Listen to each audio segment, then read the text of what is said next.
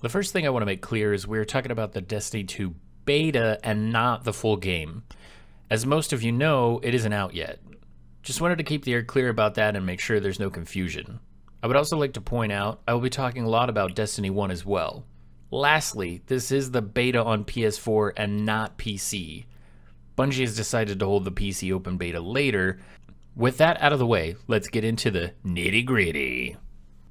If you've seen my Ghost Recon Wildlands closed beta review, or even my blog post on Ricown.com titled Destiny 2, a wish list of sorts, then you know I'm a sucker for character creation in video games. Destiny 1 was lackluster at best. 3 classes, 3 races, male and female options for all races, a few faces, and other miscellaneous options. If I recall correctly, it was also exactly what we got once the full game launched. How does that stack up against the Destiny 2 beta? Well, sadly, it beats the ever-living piss out of the Destiny 2 beta, where you only pick a class, Titan, Hunter, or Warlock, and that is it. And I mean, that is literally it. No face, no race, and no gender options. Nothing, zip, zero, zilch, nada. Bungie has stated the existing Destiny 1 characters, which meet certain requirements, will be allowed to transfer over to Destiny 2. What this means for new players to the franchise and people who just want a fresh start, sadly, at this time, we do not know. But it does have me worried, to say the least. Destiny 1 opened with a sense of awe and wonderment. Bungie placed the players into a new and unfamiliar world. The world with the promise of a story, adventure, and crafting a legacy. The Destiny 2 beta rips all of that away and places tension, fear, and anger at the forefront. The opening moments of Destiny 2 will resonate more with returning players than first-time Guardians. Despite the love-hate relationship I have with Destiny, I spent a lot of time with the game and had connections to the characters in the world.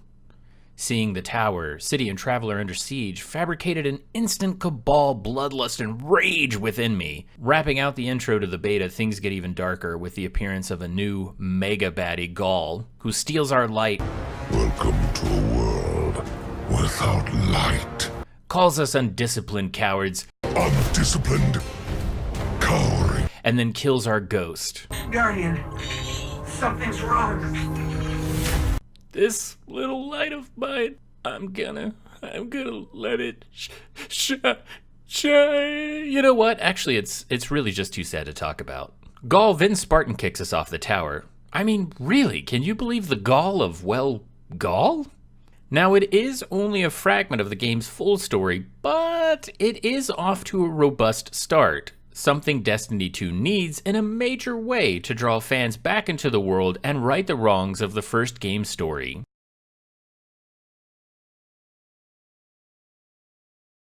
Regarding the gameplay, the Destiny 2 beta is exactly what you would expect from a Bungie and a Destiny game. I mean, familiar isn't the word I would use, but rather identical is perhaps more fitting. I guess Bungie took the old saying to heart, if it's not broke, don't fix it. Maybe they never heard that the sequel is supposed to be bigger, though.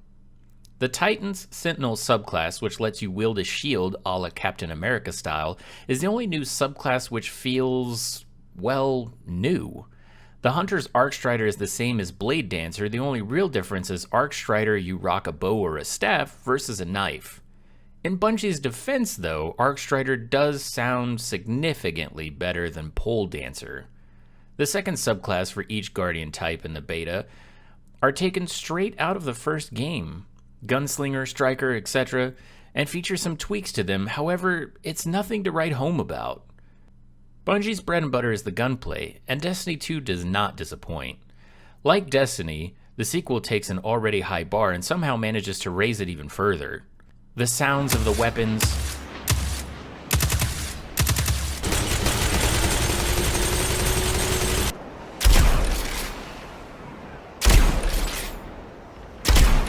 the tightness of the controls, everything just feels improved.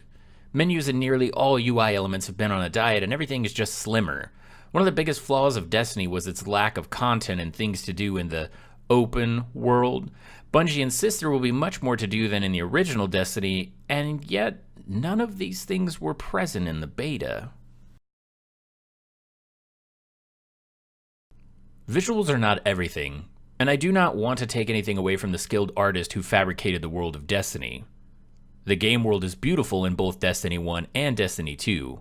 However, with the previous gen consoles no longer supported, I had hoped for a larger difference between the two games. There is a significant difference in the graphics, and yet at the same time, it isn't truly substantial. I played the beta on both the PS4 and the PS4 Pro, and there are some differences, but it is minimal. A few things to point out: Bungie has confirmed the PS4 Pro will run the game in 4K at 30 frames per second. Something I feel is worth noting here is the game most likely does not run in a native 4K on consoles, but rather a checkerboard upscale to 4K resolution. The 30 frames per second I could have sworn I heard would be locked, but I may be wrong. Currently, Bungie isn't speaking up on the support of 4K on Xbox One Scorpio. They have, however, said it will run at 30 frames per second, leaving some Xbox fans less than pleased.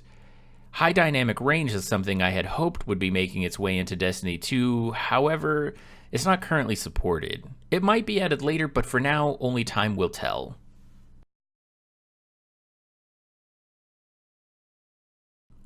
On a technical level, the Destiny 2 beta plays out well, and the story seems improved, which is pretty easy to do for such a short amount of time being exposed to it and how bad Destiny 1's story is.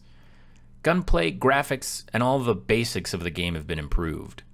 Sadly, the Destiny 2 beta is exactly what I thought it would be and nothing more.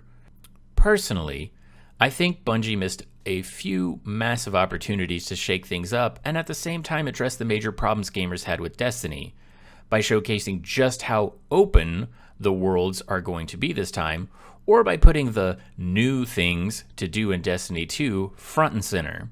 The worst thing about the Destiny 2 beta is the fact that it now reminds me of another Activision franchise. A franchise which has become synonymous with doing the bare minimum to its sequels, a yearly title that seemingly only slaps on a fresh coat of paint and then crams warfare back down your throat for another $60 charge. I'm looking at you, Call of Duty. I'm looking at you. Oh, what was the other massive thing they missed? Killing the most hated man in Destiny 1 by dropping a 10,000-pound ball of Cabal on Master Rahool. I hope we helped you, Guardian. No, you don't. No, you freaking don't. Because you hate us. You hate us all, you freaking a-hole. Yeah, sorry about that. I might have gotten a little out of hand there. Well, anyway, in the comments below, let me know what you think about Destiny 2's beta and whether or not you're going to be picking Destiny 2 up when it launches in approximately about a month from now. If you have any other thoughts you'd like to share, feel free to leave those in the comment as well. And if you like this video, don't forget to give it a thumbs up and smash the subscribe button. And as always, thank you for watching the video.